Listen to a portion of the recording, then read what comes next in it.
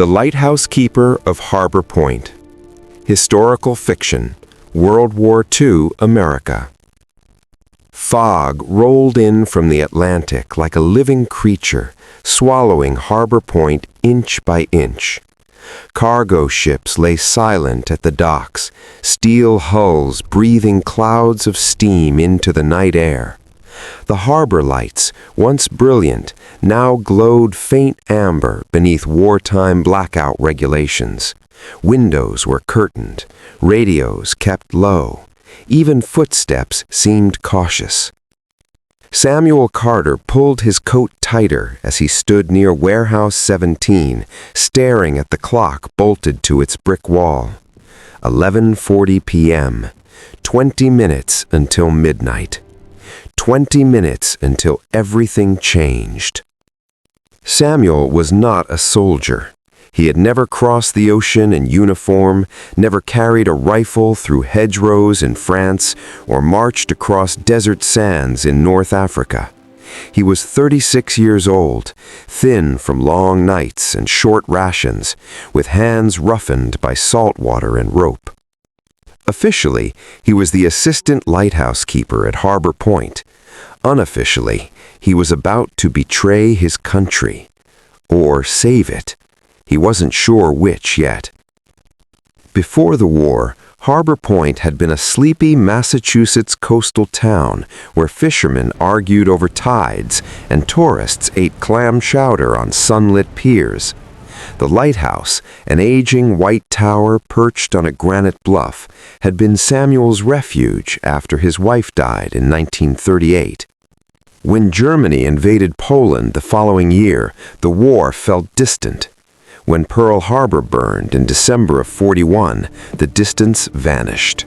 Within weeks, army trucks appeared in town, naval patrol boats sliced through the harbor. The lighthouse beam was dimmed, then shuttered entirely on certain nights to prevent enemy submarines from navigating offshore. And rumors began. German U-boats had been spotted along the east coast.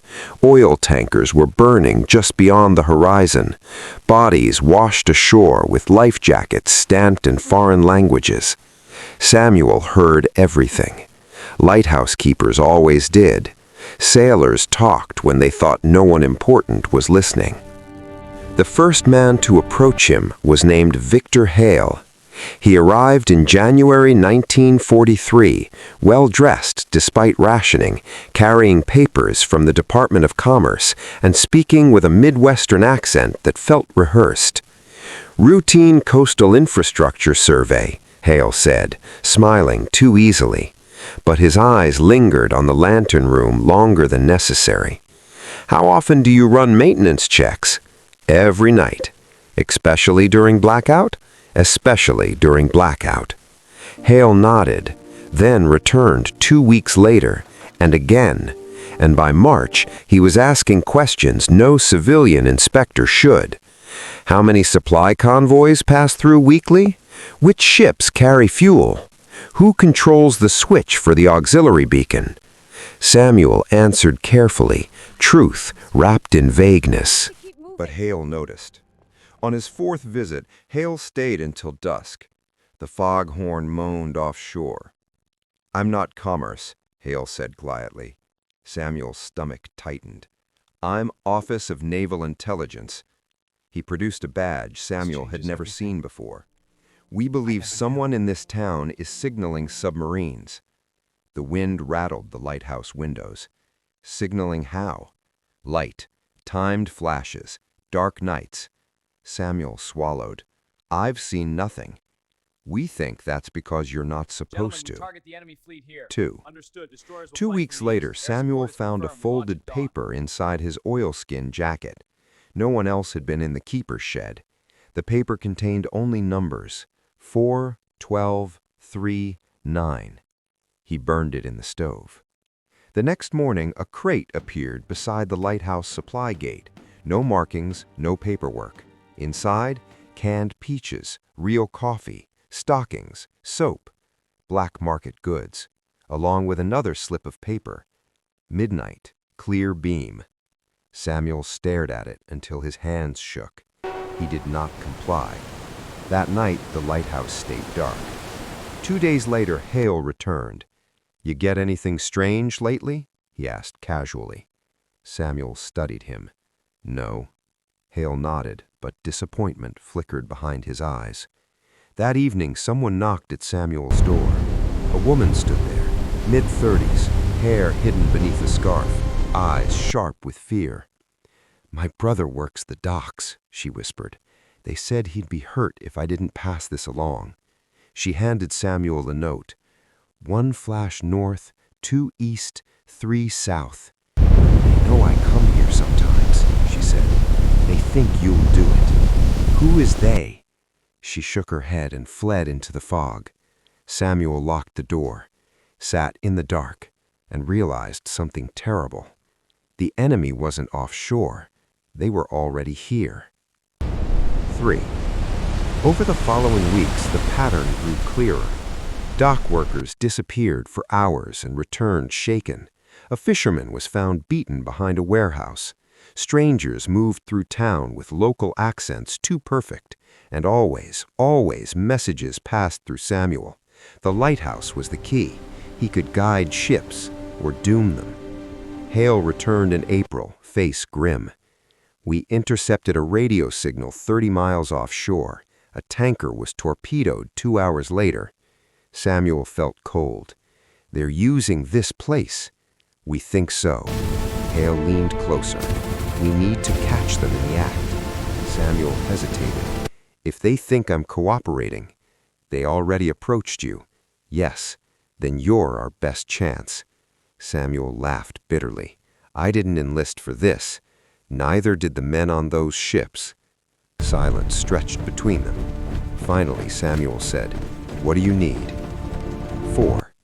The plan was simple and terrifying. Samuel would pretend to cooperate. He would flash the lighthouse exactly as instructed, except slightly altered, enough to alert the Navy, enough to lure the submarines into a trap. Hale arranged patrol boats to wait offshore, radio silence, no mistakes. "If they realize you're working with us, you won't get a second chance," Hale warned. Samuel nodded. "I already know." That night, another note arrived. Midnight, full beam, 4 pulses. Samuel climbed the lighthouse stairs with lead in his legs. The lantern room smelled of oil and metal. Below, the town lay dark. At 11:59, he adjusted the shutters. At midnight, 4 pulses. Pause. Another 4. Then, instead of the long, steady beam they wanted, he cut the light for exactly 7 seconds. Hale's signal. 7 seconds. The harbor remained silent. The ocean swallowed the flashes. Samuel waited. Sweat soaked his collar. An hour passed. Then 2. No knock, no gunshot, no arrest. At dawn, Hale appeared with bloodshot eyes.